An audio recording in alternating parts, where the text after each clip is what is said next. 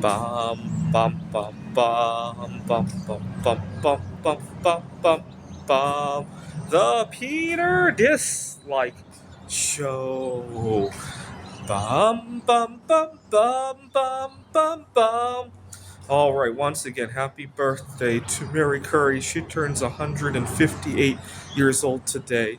A little bit of a sad footnote, though.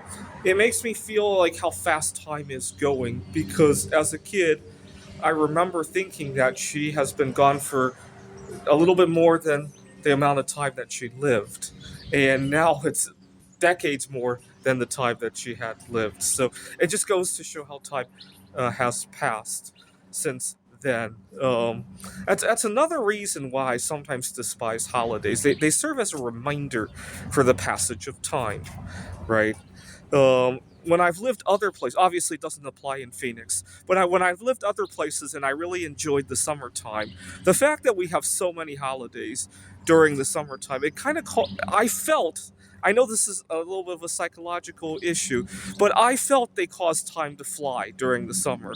I always thought if we didn't have Memorial Day, the 4th of July, Labor Day, and now Juneteenth as well, I always thought that if we didn't have those days, the summertime might last a little bit longer because you didn't have it's kind of the equivalent of if you've ever gone somewhere and they were closing and they kept announcing we got 20 more minutes until we close, 15 more minutes until we close, 10 minutes until we, you know how fast those last few minutes go, right?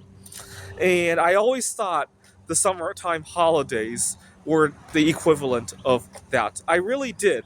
And it would really upset me. I would try to tune out the idea that those holidays were coming. Part of the reason that I traveled to Taiwan during the summer this time was to avoid such things. Taiwan has much fewer holidays. Um, they do have this one week where everything just shuts down. I think it's in January. Can't remember if it's Chinese New Year's or something. But they don't just have these random one-off holidays. One-off holidays are the most annoying because they're not enough time to really do anything. Yet they contribute to the overall picture of time off, right? So you're spending your time without really getting anything out of it, right? If I had it my way, we would abolish those holidays. But uh, sometimes the Christmas time reminds me that time has gone by. It seems like just you're spinning in a circle over and over. Christmas again, Christmas again, Christmas, and it's just dizzying.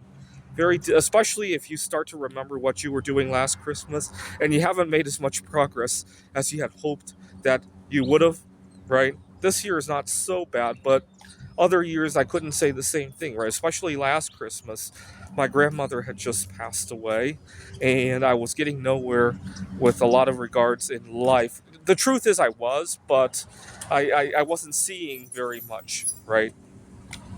And all the other fun stuff. Now, funny thing is that even though I hate the official holidays, I have a lot of unofficial ones that I sometimes celebrate. Especially, I like to add holidays during seasons that are tough for me. So, for example, Mary Curry's birthday is a good one. The other reason I sometimes like to celebrate anniversaries is that they can give me a sense of what was going on at the time, right? Especially the weather, right?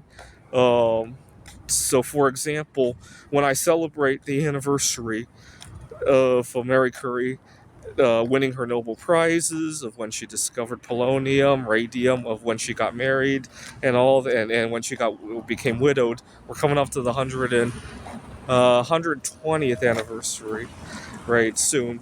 It gives me a sense of the environment of the time when those things happened, right? Sometimes I like to do that as well.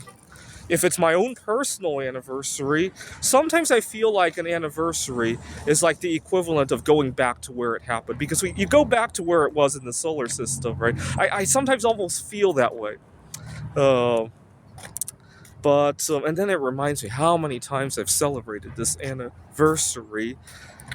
2 years ago, I was working at a tutoring center when I ran into an upset. My boss, for whatever reason, didn't really always approve of me. um, of stuff that I like to do. So as revenge, I went to his calendar and I decided to add all of the solar and lunar eclipses that were coming up for the rest of my life. I added about 100 years worth. And two things really stuck out. First, I'm not sure if he got the message or not, but he never deleted them. To this day, the computer still notifies both of us every time one of those events comes up. And second, it was kind of sad to see that there weren't that many. You would think adding 100 years worth of events is a lot of events. There aren't that many, right?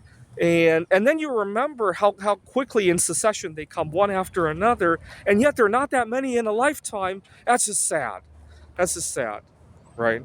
They come really quickly in succession. Sometimes I'll be driving to one, and I'll still remember the last time I drove to one. When I get there, I'll be talking to people about the last trip and all that. And then you realize there's only dozens of them in a lifetime. That's just sad. I can't explain in words how that feels. I really can't. It's very surreal. Even a supermoon like the one that we saw a couple nights ago, there aren't that many in a lifetime, right? You get maybe two of those a year. Well, actually, I think it's one supermoon and one micromoon a year, right? And I'll let you pick a number for how many years you expect to live for the rest of your life. And then you remember they come one after another. It's not unusual to be looking at one supermoon and remembering the last time you were viewing it, right?